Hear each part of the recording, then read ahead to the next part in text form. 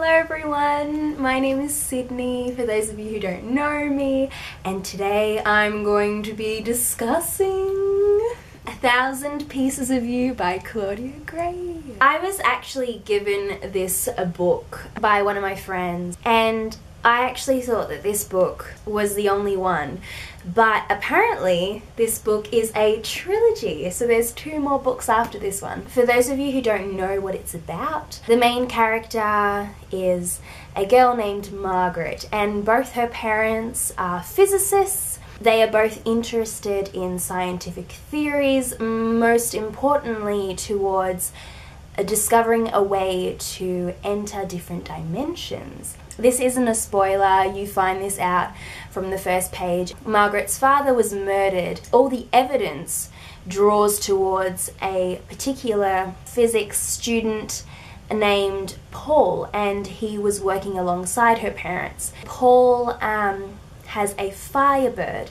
which is a device that allows you to leap into alternate dimensions. So he escapes to a different dimension, and Margaret and another physics student follow him into another dimension.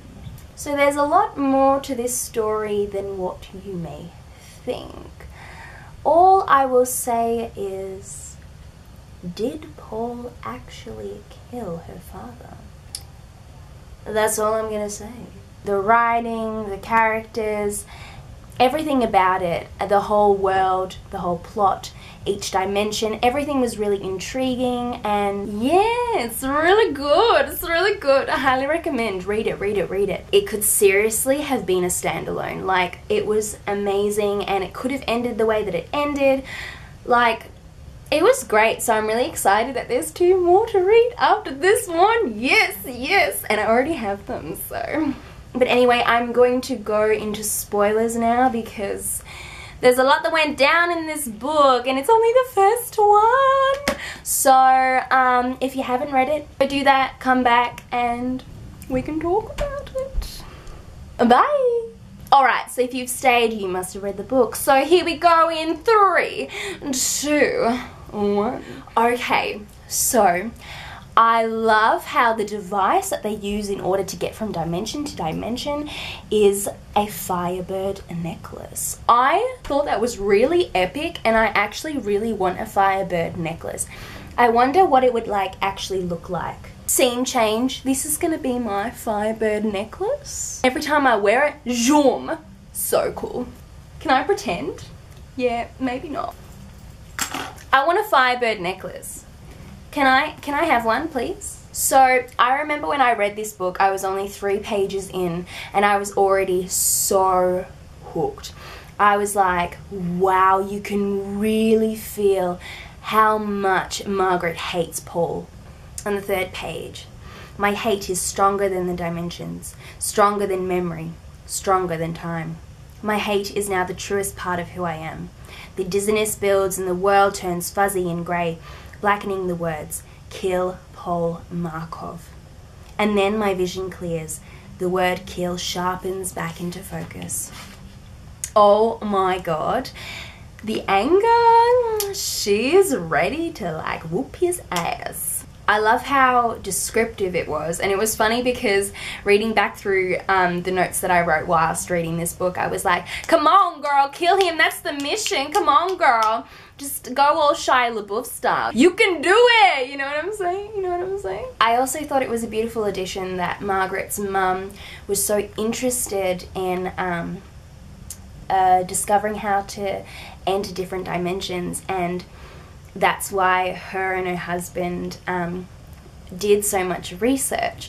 I thought it was a beautiful thing that kind of brought them 2 together. It's cool the things we do and the amount of time that we put into these things in order to fuel our curiosity. I find that really inspiring, and I find it really wonderful that so many of us are so interested in something that drives our passions. It motivates us, and it makes us want to find the other end of that goal.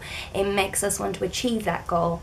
And yeah, finding out that her parents together were so interested in this one thing and discovering whether you can actually enter a different dimension. I absolutely love Claudia Gray's writing style. I love that whilst reading this book, she goes back and forth between the present and the past, which is just so satisfying to read because you're constantly intrigued and you're constantly like, what happened then? What's happening now? I loved on page 7 the whole idea behind the different dimensions. So Gray writes, every possibility, every time fate flips a coin, splits the dimensions yet again, creating yet more layers of reality. It goes on and on forever to infinity. These dimensions aren't off in faraway outer space. They are literally all around us, even within us. But because they exist in another reality, we can't perceive them. I thought that was awesome. God, it's so cool. I love the whole idea behind this book. It makes me think about who I would be in another dimension.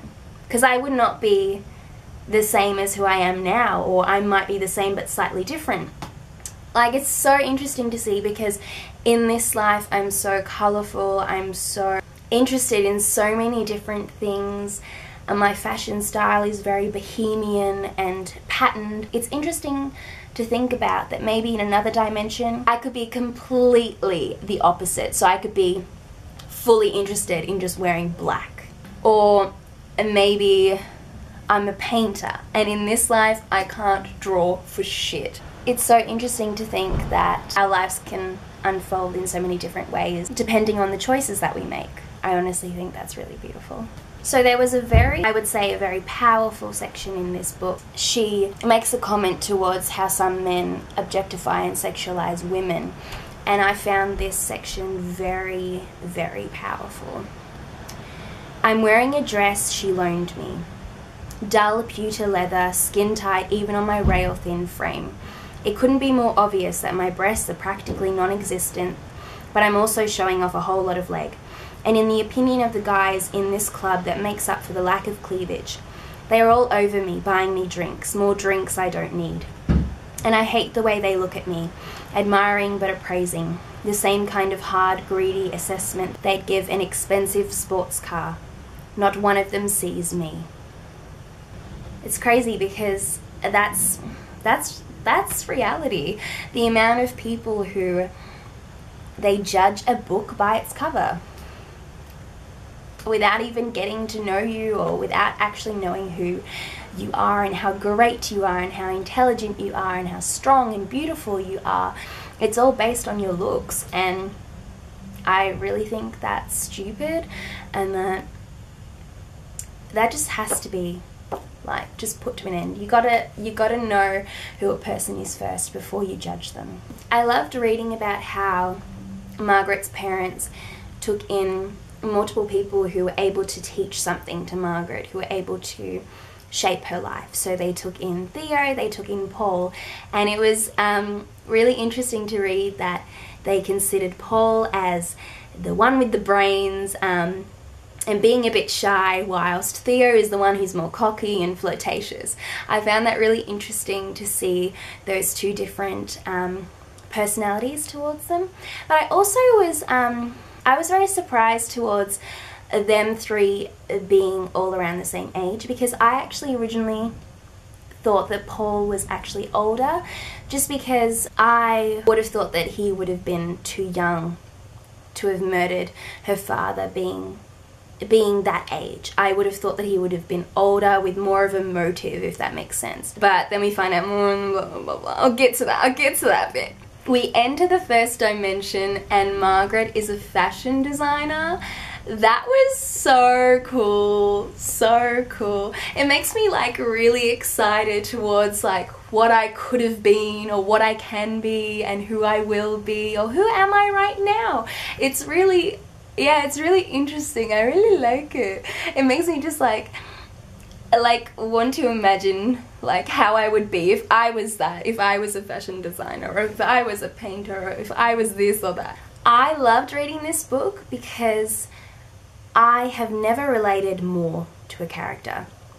Reading this, I felt so so connected to Margaret. I felt like she was me, the way that they described her as having curly hair and being tall, and just the way Claudia writes from her perspective, it just made me really think about my mindset. Like, I felt very in tune with this character, which was so nice. And especially towards on page 48, how they expressed her hair as being a disaster zone. I was like, this has got my name written all over it. I could relate so much to her, the way that they were talking about her self-portrait, and Paul was describing her as painting the truth.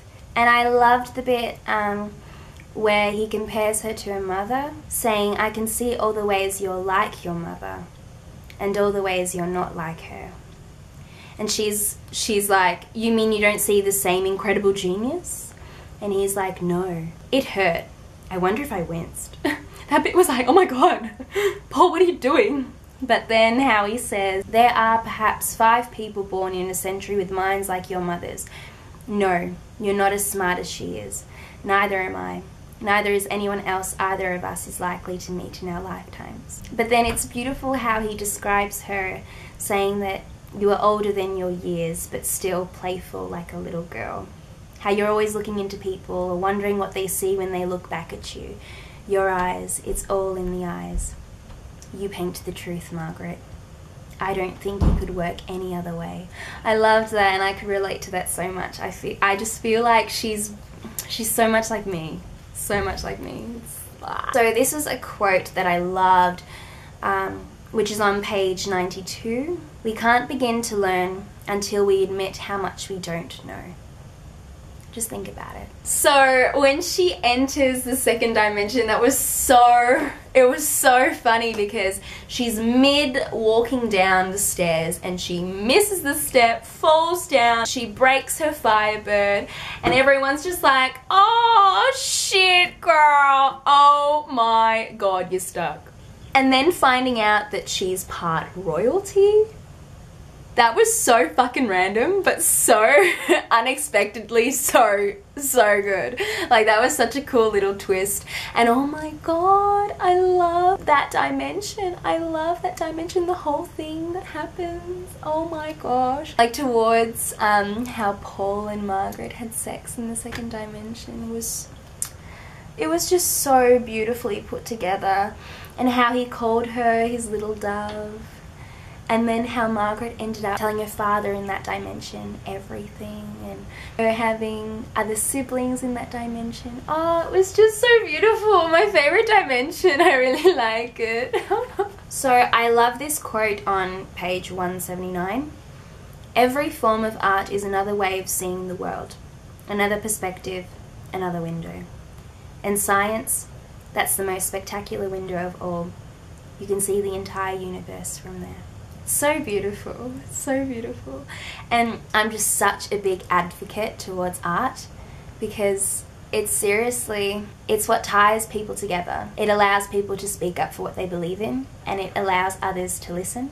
People are able to relate to it, and it enables a lot of people to feel like they belong. You look at an image someone has created and you feel something, and you automatically feel understood.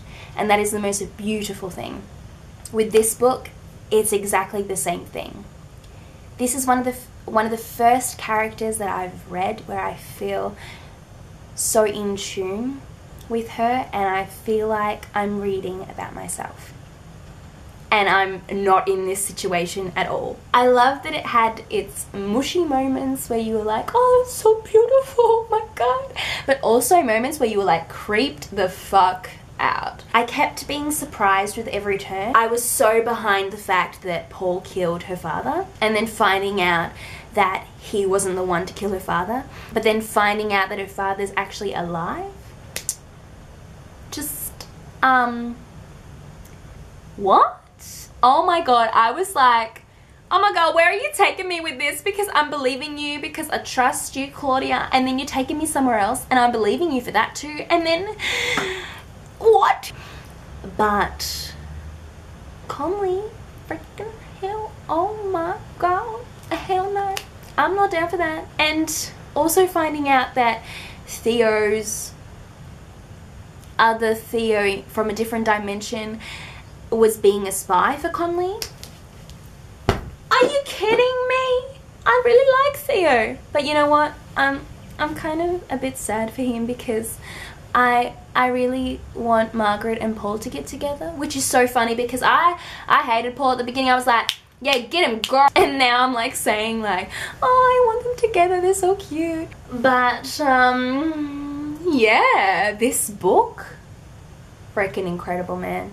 Oh, if you've read this book, please let me know what you thought about it. If you watch this video allowing yourself to be spoiled even if you haven't read the book, then that's okay, but I really highly recommend that you read this book. I loved it, and I'm so thankful towards Steph for buying me this book for my birthday, and yeah, it's really good. I hope you enjoyed this video, this book talk, this book review. As usual, bye!